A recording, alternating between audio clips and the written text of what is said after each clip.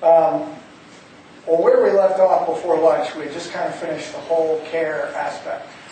The CARE is a Hamas entity. We went through the evidence and the judge's rulings. So here's kind of where we're left. We know these organizations are, in fact, Muslim Brotherhood fronts. We know the CARE is a Hamas entity. And then ISNA and NATE, because of evidence that was entered into the largest Hamas atrocities history, these are ISNA and NATE or Hamas support entities.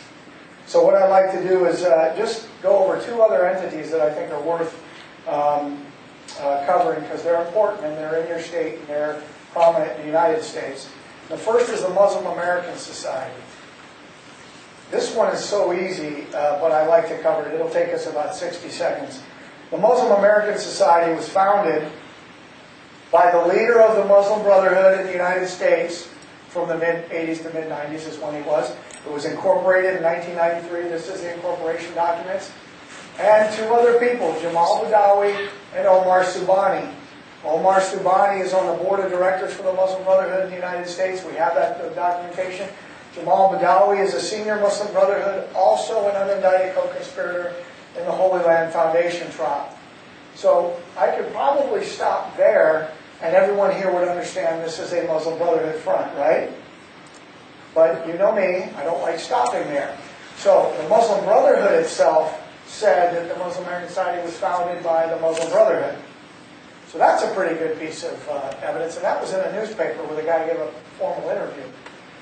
But we also have this, the Sabri Ben Khaled trial, which was a terrorism trial, and it went to the appellate court, and in the government filings, they said the Muslim American Society was founded as an overt arm of the Muslim Brotherhood. Did everybody see that?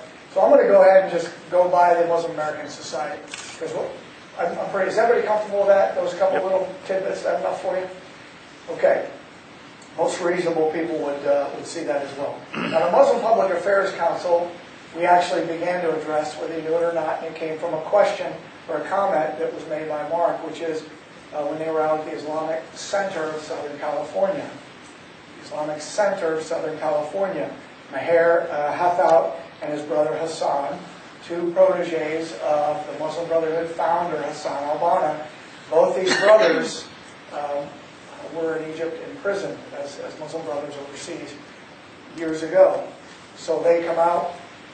The Islamic Center of Southern California is established, and out of the Islamic Center of Southern California, MPAC is created, the Muslim Public Affairs Council. John, how do you know that? Well, the cool thing is, there's Hathout's name, one of them, that's Maher. He's a senior advisor for MPAC, but if you go to their own timeline, it says it was created out of the Islamic Center of Southern California.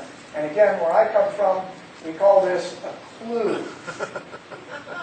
Now, what's interesting is MPAC was founded as the Political Action Committee of the Islamic Center of Southern California. So I'd like to know, because they're still the Muslim Public Affairs Council, and political activism is part of what they do in their 501c3. I'll just kind of let that float out there. But we know that this was founded out of a Muslim Brotherhood front, and they tell you on their website, which I find very helpful. Now remember, we all know what an Islamic Center is when it belongs to the Muslim Brotherhood, correct? Well, this is another piece of evidence that I think is interesting, and this is, these are names of individuals right here. And this is their job with MPAC. And this is their job with the Islamic Center of Southern California. And you'll notice that there seems to be a fair amount of bleed over. That the leaders are the same leaders for both organizations. In law enforcement, we call that a clue. That the two organizations are actually just the same with two different names, two different purposes, led by the same people. So when MPAC tries to defend themselves and say they're not a brotherhood entity, I would say that they need to demonstrate some factual basis for that. The current leader of the executive director of the Muslim Public Affairs Council, Salam al-Mariyati, has been very vocal supporter of Hezbollah, anti-American, and very clear that any steps, he's very quick to come out, and any steps supporting counterterrorism investigations or operations, immediately he condemns them. And that just goes to the nature of what they are and what they're about. So, there you go. Now we can fill in the blanks. Here's a list of 10 of the most prominent Islamic organizations in the United States, and they happen just to be Muslim Brotherhood front groups. Imagine that. Now, before I move on to show you where they are inside the government and some of the folks that are around, I want to show you this, and I thank Ilya Fyodorov of Americans for Peace and Tolerance up in Boston, who put this graph together, and actually then I did a great amount of research, or an additional amount of research that I put together, and I'll talk about it in a minute, but this was great work, and here's what he did. These are the numbers of Islamic organizations created per year and the years they were created. Now what's interesting is when you lay this out, my friends in the Department of Defense, when they saw this, they about fell out of their chairs, because this screams insurgency. And let me walk you through that. When you take the doctrine that we've already discussed, and when organizations were created, you see there's a relationship, and that's important. These are only 501c3s, U.S. nonprofits, Islamic charities only, Islamic nonprofits. What happened right here in the early 80s? The Islamic Society of North America was created to be an umbrella for all the original groups that were created in the 60s and 70s, created in Plainfield, Indiana. When you look at these organizations that were created, most of these are Islamic societies of. Islamic societies of. Mark is messing with my computer. No, it did. Sorry. It was the thing. Go ahead. Raise your hand if you think that's worth a six-pack. Go ahead. Look around the room. Or a cigar, at least. Yeah, at least a cigar. But here's why this is important. Most of these are Islamic societies of. So here's the first clue for you. When you see something that's an Islamic society of, I don't know, like Islamic Society of South Atlanta, Islamic Society of Augusta, Islamic Society of Georgia, something like that, those are subsidiaries of the Islamic Society of North America, and they're Muslim Brotherhood fronts. So you're seeing, in this point, the first almost 100 are created during this time when ISNA was created. Now, many more have been created since then. Then what happened? Does anybody remember? It was 1991. We come down, we're kind of tripping on 1991, it goes up and it never comes down. What happened in 91? Does anybody remember? There was a document that was published by the Brotherhood. Anybody remember? Yep. Right, the strategic memorandum, the strategic plan for the Brotherhood in 91. What I didn't cover, and I'll just mention now, for time's sake, after they put out their strategic memorandum, they put out something called the Implementation Manual, which is absolutely a critical document, because then what that did was, and that was dated 91-92, that specifically said, okay, so in order to implement the strategy, here's what we have to do. We have to create media organizations, youth organizations, civil rights organizations, legal organizations, women's organizations, organizations for South America, organizations for this, for that, for the other, executive organizations across the board. And what do we see in 91-92? Somewhere between 80 and 120 Islamic nonprofits per year since that time. Yes, sir? Where does all the funding for that come from? Where does the funding come from? Well, a lot of it comes from Saudi Arabia. A lot of it comes from other Middle East countries, mostly Saudi Arabia, though. Yes, sir? How many of these organizations are still in existence? You're saying that you have 80 per year being created.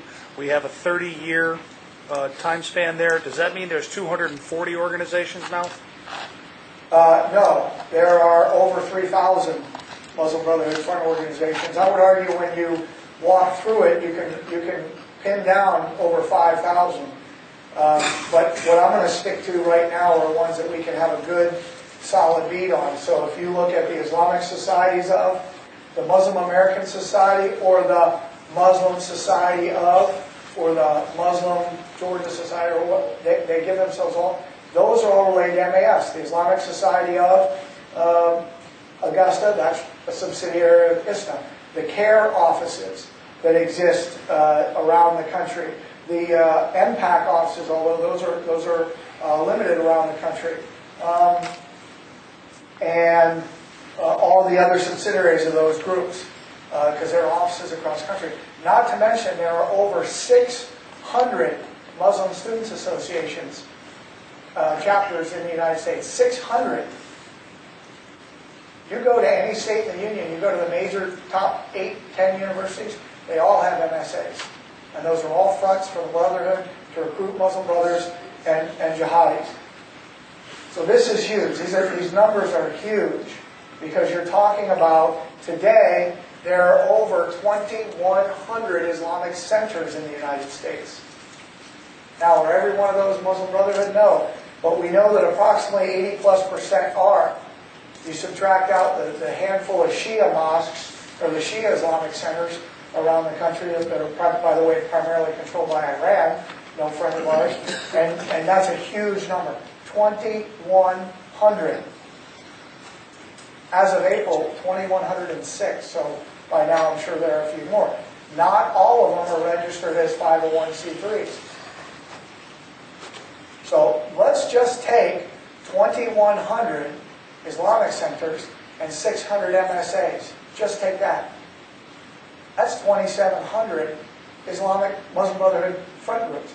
And even if you cut the 2,100 in half, that's a huge number of organizations that work every day just to do that, and that is a small number. We're not including all these other groups.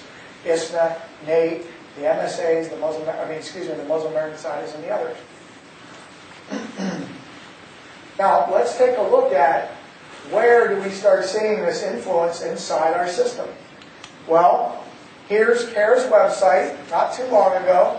Now, this gentleman is no longer the chairman of the board, but he was up until just recently. And who was he? Well, he was State Senator Larry Shaw of North Carolina, was the chairman of the board for Hamas in the United States. I'd say that's pretty impressive. I fly beneath the radar. It suits my style. Bet it does. Now, I'm going to pay for that later. Let it go. I owe you a beer. It's okay. I want to walk you through. Remember we talked about in the beginning, when you have the Brotherhood calls that something needs to be silenced or changed, and then the government does it. I want to give you a couple examples, but this is a big one.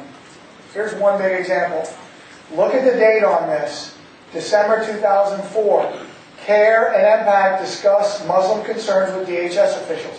Why would DHS be working with Hamas and the Muslim Brotherhood then and today? It's a fair question. Well, let's go forward. Look at the date on this one. January 2010, Nihad Awad again criticizes TSA plan that they were coming out with as profiling. January 2010. About 10 months later, right? January 2010, who's training TSA? Muslim Public Affairs Council. That's the Muslim Brotherhood. You see how this works? We complain, and you let the bad guys in the door to train them. That is not sane. That's my opinion. Okay, this is the Secretary of State, Hillary Clinton. And she's got, you can argue this is a photo op, but we know that these men are working with her on policy. Who are these men? Well, their names may be not important to you. Saeed, right here, one of the senior Muslim brothers in the United States, and Mohammed al-Sanusi, directors for the Islamic Society of North America. Anybody remember them? ISNA, largest Muslim Brotherhood front, unindicted co-conspirator in the largest Hamas trial in U.S. history. Well, here's what's interesting. They're working with her. Some of you may be aware of Mohammadine, who is the advisor. We mentioned her earlier, the advisor to Secretary Clinton, whose family is Muslim Brotherhood. She comes from a Muslim Brotherhood family. So we've got that going on. The president of ISNA, Mohammed Majid, also works with the State Department. And how many of you remember, about a little over a year ago, Peter King held hearings about the radicalization of Muslim